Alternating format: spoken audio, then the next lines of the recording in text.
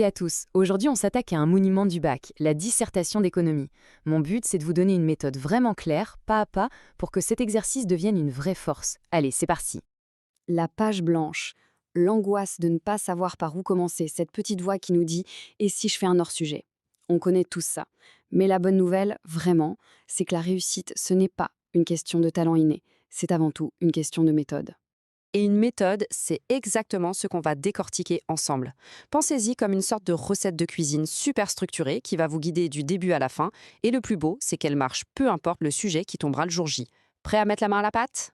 Alors voilà notre programme. On va commencer par bien comprendre les enjeux, puis on va dérouler la fameuse méthode en 4 étapes, ensuite on fera un zoom sur chaque grande partie de la copie, de l'intro à la conclusion, et on terminera par le plus important peut-être, les pièges à éviter, un parcours complet pour ne rien laisser au hasard.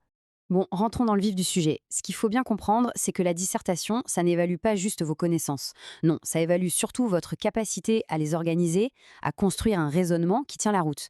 Et pour bien saisir ça, le mieux, c'est de regarder le barème officiel. Regardez bien ça. Ce qui saute aux yeux, c'est la répartition des points. Le développement, à lui seul, c'est 7 points sur 10. C'est absolument énorme. Bien sûr, l'intro et la conclusion comptent, mais le cœur du réacteur, c'est vraiment votre argumentation. Ça prouve bien une chose, sans une structure en béton, même les meilleures connaissances du monde ne rapportent que très peu de points. Ok, alors comment on la construit, cette fameuse structure? Eh bien, c'est là qu'intervient notre méthode en 4 temps.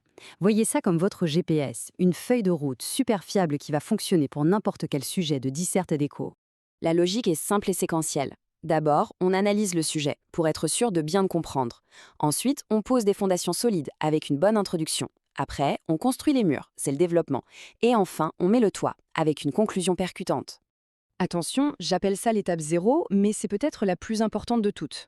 Et tout ça, ça se passe sur votre brouillon, uniquement. C'est le moment de jouer au détective. On décortique le sujet, on identifie les mots-clés, on définit les concepts économiques, on cherche la petite tension, le paradoxe caché, et surtout, on formule la problématique. C'est la question qui va guider toute votre copie. On ne commence jamais à rédiger sans avoir fait ce travail-là.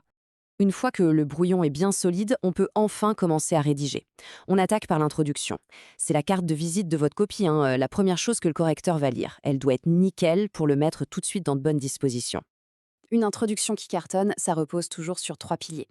1. L'accroche, un fait d'actualité, un chiffre marquant, une citation, quelque chose qui capte l'attention et qui inclut la définition du terme principal. 2. La problématique, une seule et unique question, claire et précise.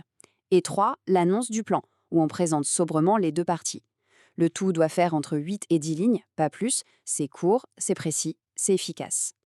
On arrive maintenant au plat de résistance, la partie qui vaut 7 points, le développement. C'est là qu'il faut tout donner, prouver qu'on maîtrise le sujet en construisant une argumentation qui est à la fois logique et bien illustrée. Alors, chaque partie du développement doit suivre la même structure. On commence par une petite intro qui annonce la couleur de la partie. Ensuite, on déroule 3 ou 4 idées bien distinctes. Et pour chaque idée, c'est le même duo gagnant. Un argument plus un exemple économique concret. Pensez bien à utiliser des connecteurs logiques pour que ça soit fluide et on finit par une mini-conclusion. Et puis, il y a le détail qui tue, la phrase de transition obligatoire entre les deux parties. C'est hyper important de comprendre que vos deux parties ne sont pas deux mini-dissertations posées l'une à côté de l'autre. Non, elles doivent dialoguer. La partie 2, elle doit répondre à la partie 1. Soit elle l'approfondit, soit elle la nuance, soit elle la contredit carrément. C'est cette tension entre les deux qui crée un raisonnement vraiment riche. On passe maintenant à la touche finale, la conclusion. Elle a un double objectif. D'un côté, elle doit fermer la discussion de manière super convaincante, et de l'autre, elle doit ouvrir la réflexion vers d'autres horizons. Pour faire une bonne conclusion, c'est simple. On synthétise les idées fortes des deux parties. On répond clairement et directement à la problématique qu'on a posée en intro. Et on termine par une ouverture. Par contre, ce qu'il ne faut surtout pas faire, c'est introduire une nouvelle idée, recopier bêtement l'introduction, ou pire, oublier de faire une ouverture. Allez, on passe à ma section préférée, les erreurs à ne surtout pas faire. C'est super important, parce qu'éviter ces pièges, c'est s'assurer de ne pas perdre des points bêtement. Considérez ça comme des petits secrets de correcteur. Erreur numéro 1 qu'on voit tout le temps, les titres apparents. Il ne faut jamais, au grand jamais, écrire introduction, partie 1 ou conclusion sur la copie. La structure, elle doit être invisible, marquée uniquement par les sauts de ligne et les alinéas. Elle doit se sentir mais pas se voir. Deuxième piège, mortel celui-là, la paraphrase. Recopier les documents ou les reformuler à peine, c'est non. Le but, ce n'est pas de résumer les textes qu'on vous donne, mais de les utiliser pour nourrir votre propre pensée. Le mot d'ordre, c'est donc de reformuler les idées avec ses propres mots, de se les approprier. On y revient, et j'insiste lourdement, mais c'est parce que c'est fondamental. L'oubli de la transition entre les deux grandes parties. Pour beaucoup de correcteurs, c'est une faute de méthode qui ne pardonne pas. Cette petite phrase de liaison, elle n'est pas négociable, c'est elle qui garantit la cohérence de votre devoir. Et voilà, on a fait le tour de la méthode. Maintenant, pour être sûr de n'avoir rien oublié avec le stress de l'examen, voici une petite checklist à se faire mentalement juste avant de rendre sa copie. C'est le dernier contrôle technique. Allez, on vérifie ensemble. Mon intro, est-ce que j'ai bien mon accroche, ma définition, ma problématique et mon plan? Mon développement, est-ce que mes parties sont bien structurées?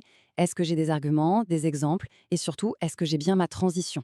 Ma conclusion, est-ce que je résume, je réponds à la question et je fais une ouverture? Et la forme, aucun titre n'est visible. Si on peut cocher toutes ces cases, on peut rendre sa copie l'esprit tranquille.